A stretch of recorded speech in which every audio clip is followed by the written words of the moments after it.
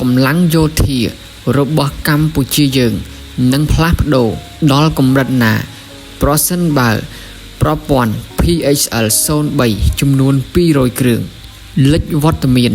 នៅកម្ពុជាយើងក្នុងពេលឆាប់ៗនេះប្រសិនបើព្រះរាជាណាចក្រកម្ពុជាយើងសម្រេចចិត្តធ្វើទំនើបកម្មកងទ័ពទ្រង់ទ្រាយធំបំផុតមួយក្នុងប្រវត្តិសាស្ត្ររបស់ខ្លួនតាមរយៈការទិញប្រព័ន្ធបាញ់គ្រាប់រ៉ុកែតដ៏ច្រើនគ្រឿង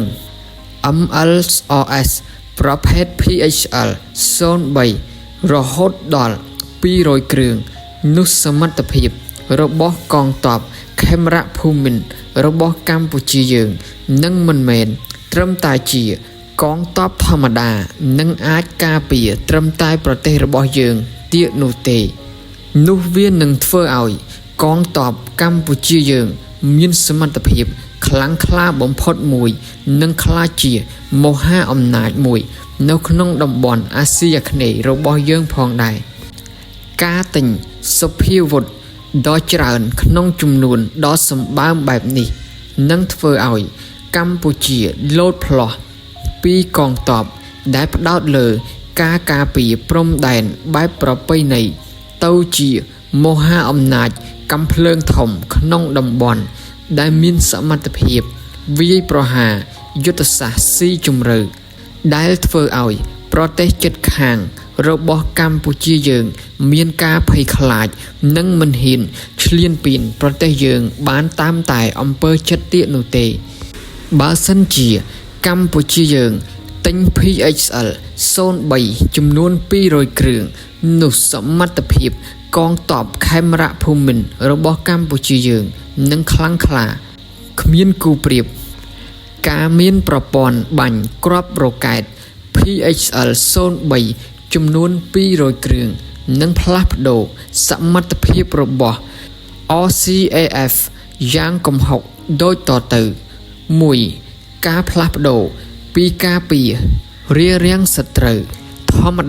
តាទៅជាការការពារដ៏រឹងមាំបំផុតនិងមិនអាចឲ្យប្រទេសជិតខាងឈ្លានពានកម្ពុជាបានទៀតនោះទេព្រោះថា PHL 03 ចំនួន200គ្រឿងនឹងធ្វើឲ្យសត្រូវខ្ទេចមាត់រោគសាកសពគ្មាននោះទេព្រោះថាវាបាញ់បានចម្ងាយឆ្ងាយពី70គីឡូម៉ែត្រទៅ150គីឡូម៉ែត្រផងដែរដែលធ្វើឲ្យប្រទេសជិតខាង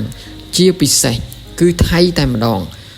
គឺមានការភ័យខ្លាចរអាជាមួយនឹងកងទ័ពកម្ពុជាយើងបច្ចុប្បន្ននេះប្រព័ន្ធកាំភ្លើងធំគ្រាប់រ៉ុកែតដែលកម្ពុជាមានដូចជា BM21 Grad ឬ RM7 មានរយៈចម្ងាយបាញ់ប្រហែល20ទៅ40គីឡូម៉ែត្រប៉ុណ្ណោះពួកវាមានប្រសិទ្ធភាពខ្ពស់សម្រាប់ប្រយុទ្ធនៅសមរភូមិមុខ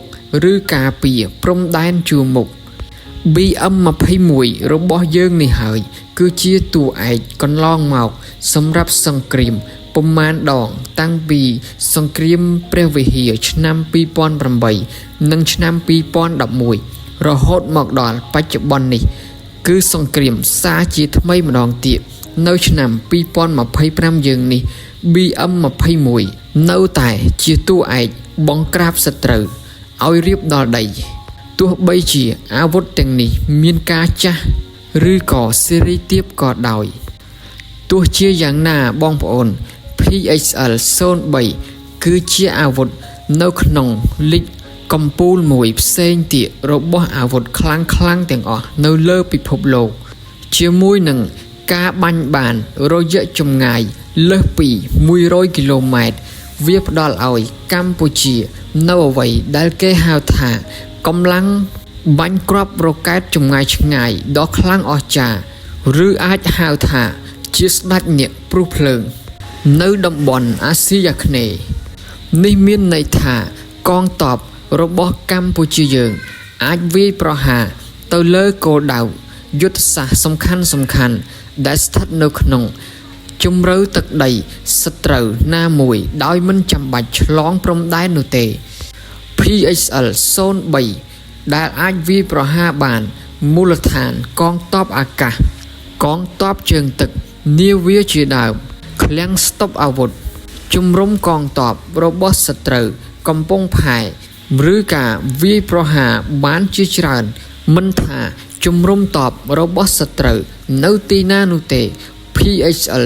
03គឺអាចប្រតិបត្តិការបានទាំងអស់និងមានប្រសិទ្ធភាពខ្ពស់ផងដែរបើសិនជាកម្ពុជាយើងមាន PHL 03ចំនួន200គ្រឿងគឺជាចំនួនដ៏មហិមានេះអនុញ្ញាតឲ្យ RCAF បង្កើតកងកម្លាំងបាញ់គ្រាប់រ៉ុកែតដ៏ធំសម្បើមអស្ចារ្យក្នុងប្រវត្តិសាស្ត្រមិនធ្លាប់មាននោះទេបើសិនជាមានកងទ័ពបរទេសណាមួយប៉ុនប៉ងប្រមូលផ្ដុំកម្លាំងទ្រង់ទ្រាយធំនៅជិតព្រំដែនកម្ពុជានឹងត្រូវប្រឈមមុខនឹងការគំរាមកំហែងភ្លាមពីការបាញ់ស្រោចដោយគ្រាប់រ៉ុកែត300មីលីម៉ែត្រ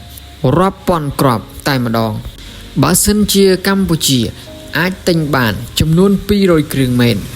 នោះសត្រូវរបស់យើងជាពិសេសគឺថៃតែម្ដងគឺមិនហ៊ានមកគៀកព្រំដែនរបស់កម្ពុជាយើងតទៅទៀតនោះទេព្រោះថាបើសិនជាកងទ័ពថៃនៅតែប្រហើនទៀតនោះនឹងមាត់រោគសាកសពគ្មាននោះទេ PHL 03វាមាន12បំពង់ប្រសិនបើកងពលតូចកាំភ្លើងធំមួយសម្រាប់បាញ់តែ50គ្រឿងដំណាលគ្នានោះមានន័យថាគ្រាប់រ៉ុកែតចំនួន600គ្រាប់នឹងធ្លាក់នៅលើតំបន់គោលដៅតែមួយក្នុងរយៈពេលត្រឹមតែប្រមាណនាទីប៉ុណ្ណោះនេះគឺជាការវាយប្រហារពីចម្ងាយដែលស្ទើរតែមិនអាចការពារបានហើយអាចបំផ្លាញមូលដ្ឋានកងទ័ពឬក្បួនទ័ពរថក្រោះរថពាដែករបស់កងទ័ពសត្រូវបានយ៉ាងងាយផងដែរការដែលកម្ពុជាយើងមាន PHL 03ចំនួន200គ្រឿងពិតប្រាកដមែននោះនឹងធ្វើឲ្យសមត្ថភាពកងទ័ពយោធារបស់ប្រទេសកម្ពុជាយើងកើនឡើងដល់កម្រិតមួយដែលមិនធ្លាប់មានក្នុងប្រវត្តិសាស្ត្រនោះទេវានឹងក្លាយជាកម្លាំងកាំភ្លើងធំគ្រាប់រ៉ុកែតរយៈចម្ងាយឆ្ងាយដ៏ធំបំផុតនិងទំនើបបំផុតមួយនៅក្នុងតំបន់អាស៊ីអាគ្នេយ៍អ្វីដែលអស្ចារ្យជាងនេះទៅទៀតនោះគឺប្រទេសថៃមិនហ៊ានមកគៀកព្រំដែនរបស់យើងទៀតនោះទេយើងសង្ឃឹមថាកម្ពុជាយើងនឹងចរចាទិញអាវុធដ៏ទំនើបនិងទាន់សម័យដូចជាប្រទេសជិតខាងរបស់យើងដែរបើសិនជាយើងមានអាវុធទំនើបដូចជាប្រទេសជិតខាងនោះកម្ពុជាយើងនឹងខ្លាំងនិងអាចការពារជាតិរបស់យើងបានយ៉ាងរឹងមាំផងដែរនិងគ្មានសត្រូវណាហ៊ានយាឈ្លានពានទឹកដីរបស់យើងបានទៀតនោះទេ